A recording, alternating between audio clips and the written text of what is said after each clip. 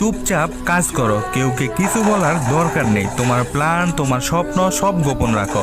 মেহনত হোক আড়ালে, কারণ লোকজন তোমার স্ট্রাগল দেখতে চায় না, তারা শুধু রেজাল্ট দেখে। আজকে তুমি ঘাম জড়াচ্ছ নীরবে, কাল সেই ঘামই তোমার সফলতার গল্প বলবে।